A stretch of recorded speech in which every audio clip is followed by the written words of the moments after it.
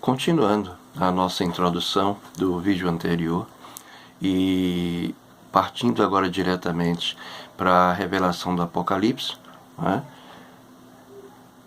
Nós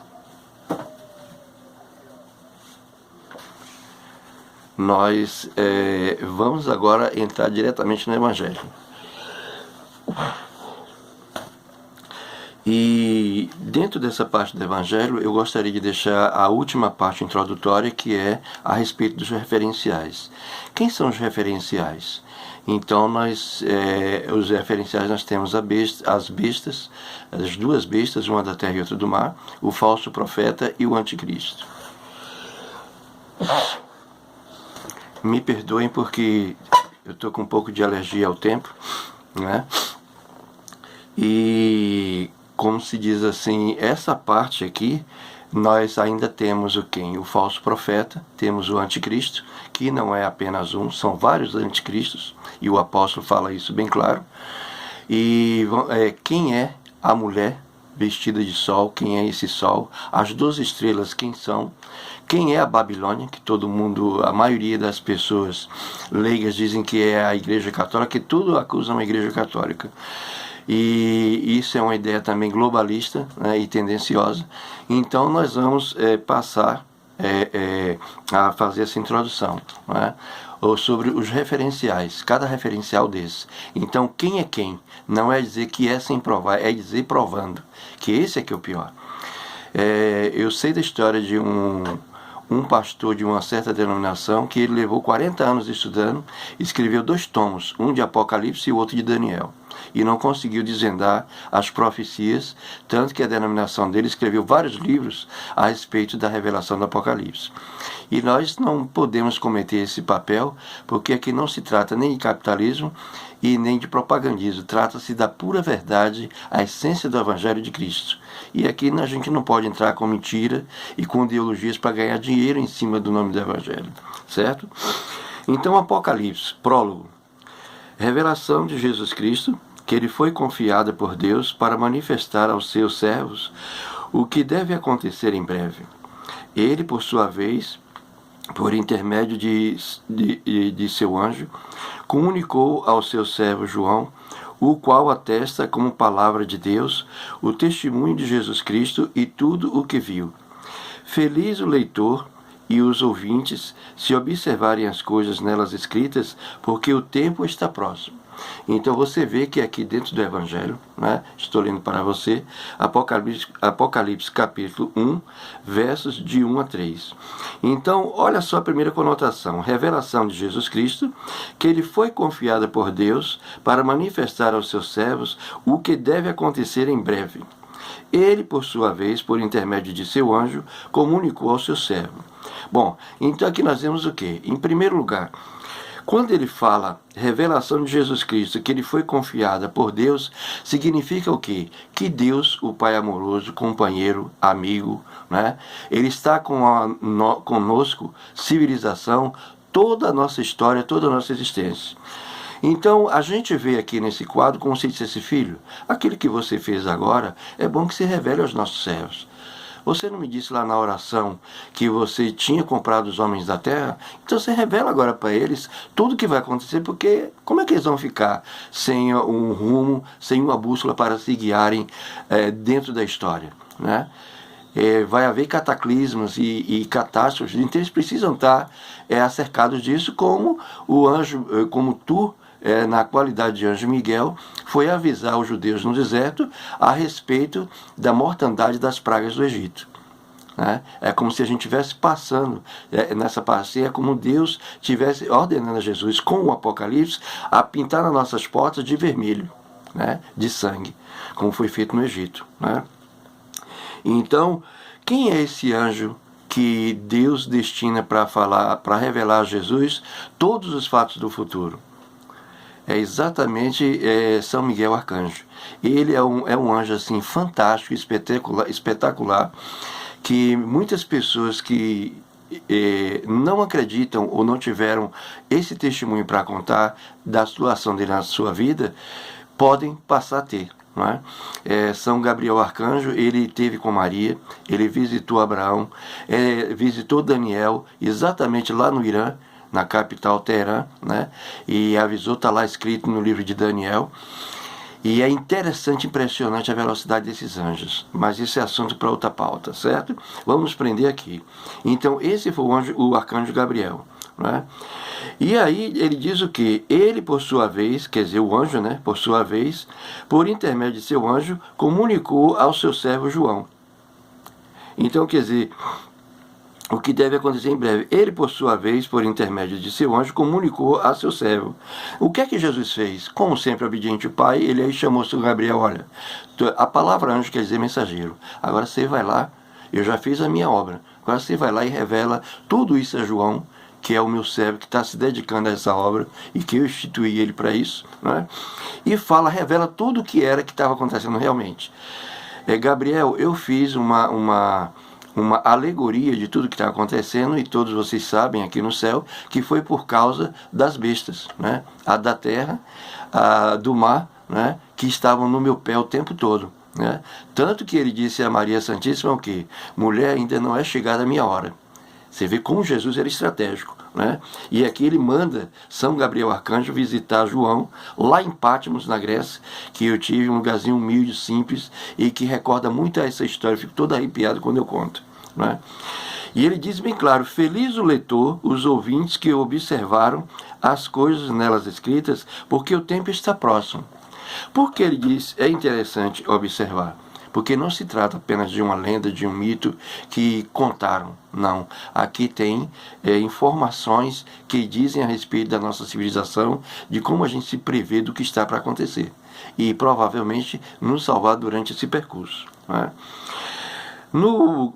Na passagem seguinte, né, nos versículos de 4 a 8, ele diz: João, as 7 igrejas que estão na Ásia, que a Ásia é a Turquia. A vós, graça e paz da parte daquele que é, que era e que vem da parte dos 7 Espíritos que estão diante do seu trono.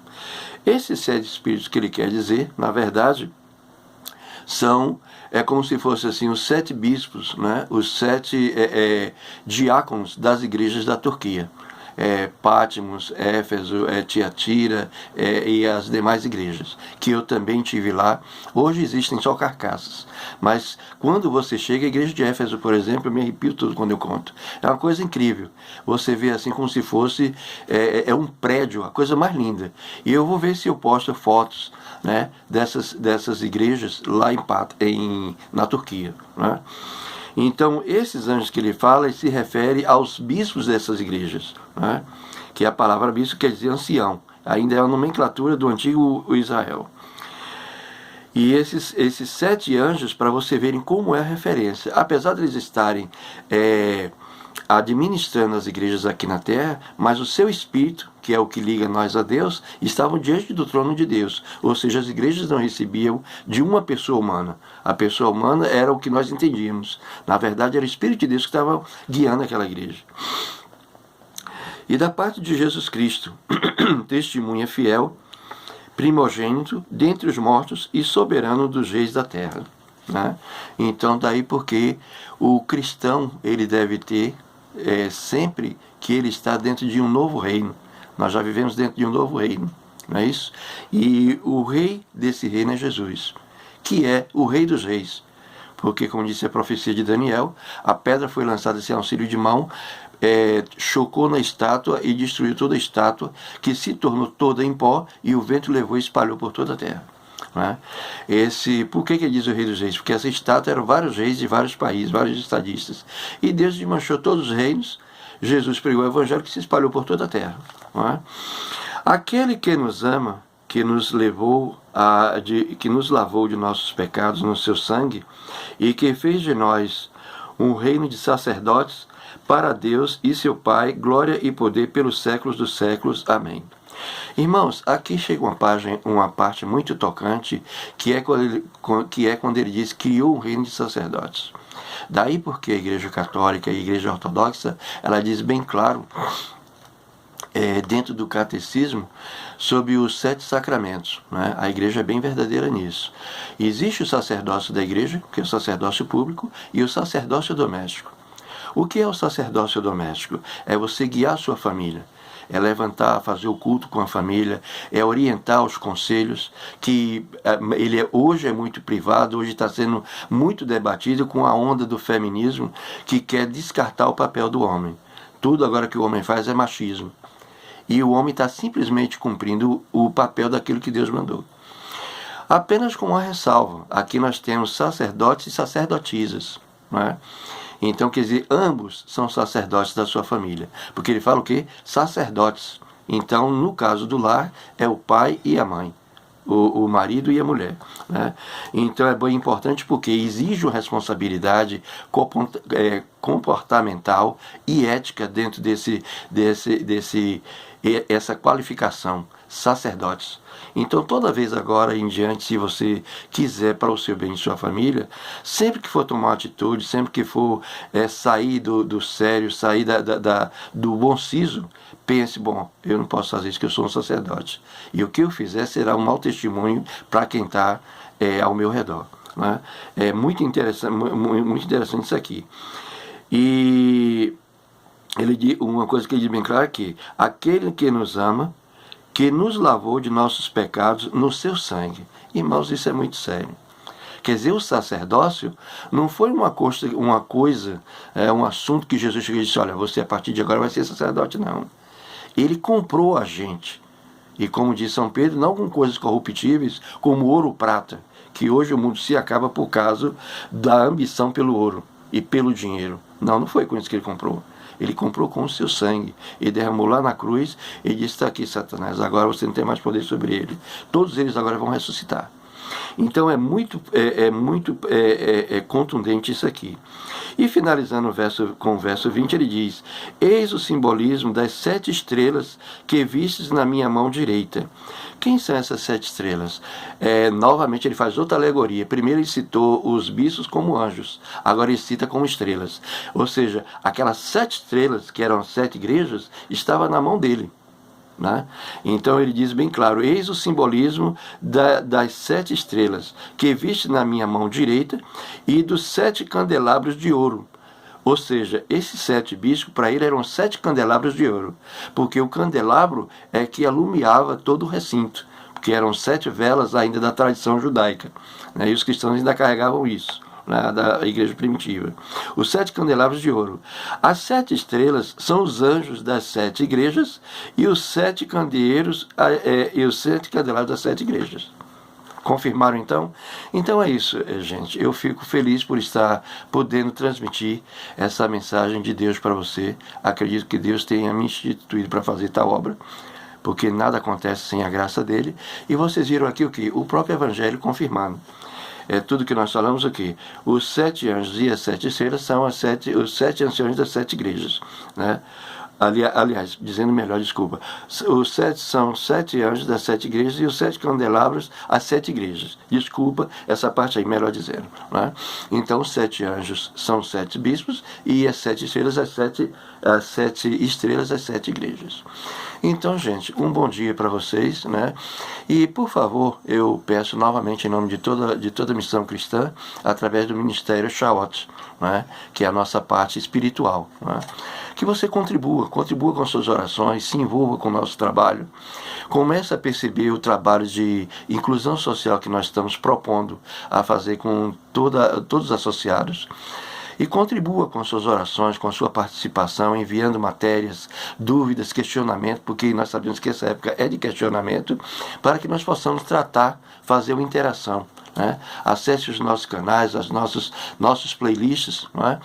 E vamos caminhar assim, né, dentro do Evangelho, né, está aqui o Novo Testamento, pregando o Evangelho e entendendo o que Jesus tem para mim, porque a palavra Evangelho quer dizer boas novas. Então, quais são as boas novas? Não é possível que tudo isso esteja acontecendo e Jesus não tenha deixado uma novidade, uma notícia boa para a gente. Tem notícia boa no decorrer da história, da revelação, tem boas notícias também, não é só má notícia não. E inscreva-se, né, no nosso formulário, no nosso site, que não, como nós já repetimos, MC Brasil, Cristianismo Holístico. E participe do nosso meio de orações, de estudos, e faça os nossos estudos também para que você tenha um conhecimento maior. Fica na paz de Deus. Amém.